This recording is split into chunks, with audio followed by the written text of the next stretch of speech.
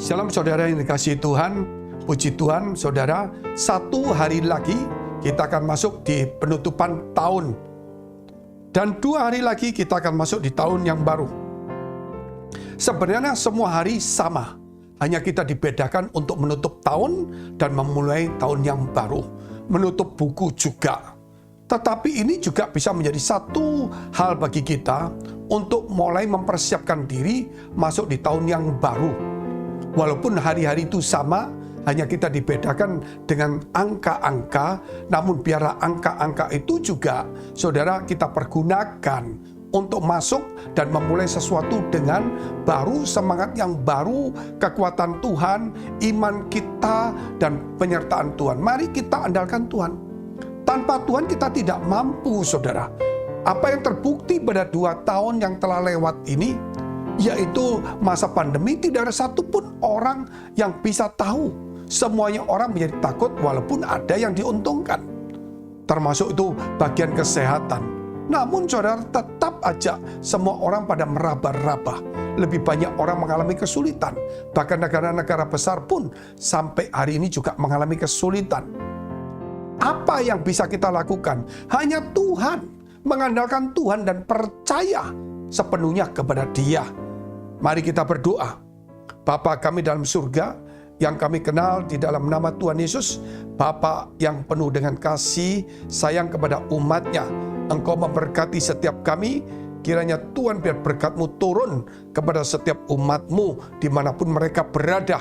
Pada saat seperti ini, mungkin ada yang kedinginan, mungkin mereka ada kekurangan atau kesulitan, kesusahan. Kiranya Tuhan, tangan-Mu menghibur mereka. Biar mereka dikuatkan, mereka dipulihkan dan disembuhkan. Di dalam nama Tuhan Yesus, kami sudah mengucap syukur dan berdoa. Haleluya. Amin. Saudara, kalau kita mau mempelajari firman Tuhan ini, semua orang yang sukses, yang berhasil, itu selalu mendengar apa yang Tuhan katakan dan mereka melakukannya. Kalau kita melihat juga bagaimana kisah daripada Nuh, jelas sekali bagaimana itu semuanya. Pasti Nuh melakukan semuanya. Dia lakukan apa yang Tuhan beritahu, dia lakukan sepenuhnya. Satu keluarga bersama-sama, jangan terpecah-pecah. Sebab Tuhan datang ke dunia ini juga membutuhkan keluarga. Jikalau keluarga kuat, maka ke depan kita akan juga kuat. Suami istri sepakat, maka apa saja yang didoakan akan terjadi.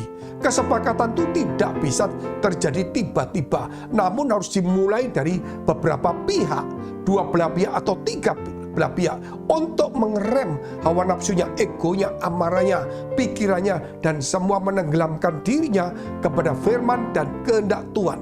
Mereka berdoa. Oleh sebab itu, apa yang terjadi juga kalau kita melihat Abraham, dia juga mendapatkan firman Tuhan, mendapatkan mimpi. Yusuf juga mendapatkan firman, mendapatkan mimpi. Dan kita juga bagaimana Daniel mendapatkan firman dan mimpi. Dan Yakub juga mendapatkan firman dan mimpi. Luar biasa, saudara. Oleh sebab itu, hari ini, mau tidak mau, firman telah saudara menuliskan bahwa Allah itu Allah yang hidup, selalu mengutus para nabinya untuk berbicara. Dan saat ini Allah telah mengutus anaknya, dan firman itu ada. Sehingga kita harus membaca firman, ajaran Yesus. Kita harus kembali kepada ajaran Yesus. Karena kita tahu Yesus sedang mengutus Roh Kudusnya. Roh Kudusnya untuk memimpin, menuntun kita. Berarti nanti Allah akan mengajar kepada kita melalui Roh Kudus, mengingatkan kita akan apa yang sudah kita baca, yang kita pelajari tentang ajaran Yesus. Dan tentunya kalau kita juga percaya karena ada Roh Kudus dalam hidup kita, berarti ada Tuhan dalam hidup kita, maka Dia akan juga berbicara kepada kita, baik melalui firman maupun juga melalui mimpi. Apa yang diterima oleh Yusuf ketika dia mendapatkan Yesus? Dia terancam, tetapi Tuhan melindungi dia. Tuhan mengasingkan dia. Akhirnya dia kembali, Tuhan yang memberitahu dan Tuhan yang memintanya untuk dia kembali ke Israel, di mana dia saat itu mengungsi di Mesir. Kita lihat dulu firman Tuhan dalam kitab Matius pasal 2, yaitu ayat 22 terlebih dahulu. Tetapi setelah didengarnya bahwa Arkelaus menjadi raja di Yudea, menggantikan Herodes, ayahnya. Ia takut ke sana, karena dinasihati dalam mimpi, pergilah Yusuf ke daerah Galilea. Karena dinasihati dalam mimpi, sehingga dia pergi ke Galilea, kembali ke Nazaret. Dinasihati oleh Tuhan melalui mimpi, melalui malaikat Tuhan. Memang tidak semua mimpi dari Tuhan. Iblis juga bisa menyamar sebagai malaikat terang. Namun kita harus punya kepekaan. Tidak semua mimpi, mungkin mimpi itu karena kesibukan kita, mungkin karena hal lain. Tetapi saudara, pasti juga di antara itu ada Tuhan yang berbicara, menasihatkan. Oleh sebab itu kalau kita melihat bahwa Tuhan berbicara melalui firman dan melalui mimpi juga. Mimpi itu adalah urusan pribadi antara Tuhan kepada kita, saudara. Setelah kita membaca firman, kita mengandalkan Tuhan, kita mau berdagang ke kota A, ke kota B, yang tidak ada tertulis dalam kitab Injil. Tetapi Injil juga mengatakan, kalau kamu pergi ke kota A atau kota B, kalau kamu merencanakan, jangan lupa untuk menyertakan Tuhan. Dan kemudian Tuhan pasti berbicara, tidak melalui firman untuk ke kota A, tidak ada, saudara. Tetapi yang pasti mengajarkan sesuatu. Hanya spesifik kotanya tidak ada, tetapi yang semuanya ada. Nah, untuk mencapai kota itu atau sesuatu yang spesifik, tentunya Tuhan akan memakai melalui hamba Tuhan yang punya kepekaan tinggi yang dipakai Tuhan, atau juga bisa melalui mimpi juga. Sebab itu saudara, kita harus belajar membuka hati kita, mendengarkan semuanya. Kita harus membaca firman Allah, hidup disesuai dengan firman Allah. Kita harus membawa hidup kita, pergumulan kita kepada Tuhan. Maka nanti kita juga akan melihat, saudara, Tuhan menyertai kita. Kita lihat ayat 23. Setibanya di sana, ia pun tinggal di sebuah kota yang bernama Nazaret. Hal itu terjadi supaya genaplah firman yang disampaikan oleh nabi-nabi, bahwa ia akan disebut orang Nazaret.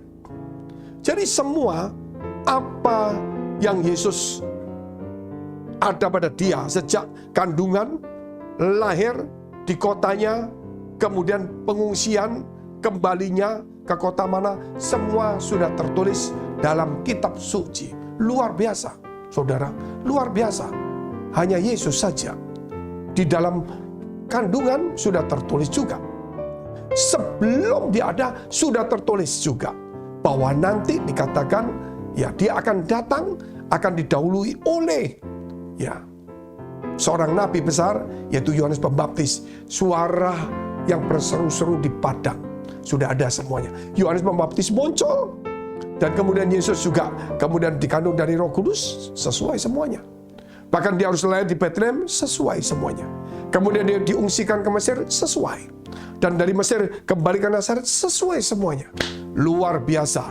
Dan peranan malaikat begitu banyak, peranan Roh Kudus begitu banyak, sehingga pada saudara menjelang menutup tahun ini, jangan lupa peranan Roh Kudus, firman, malaikat Tuhan, dan penyertaan Tuhan.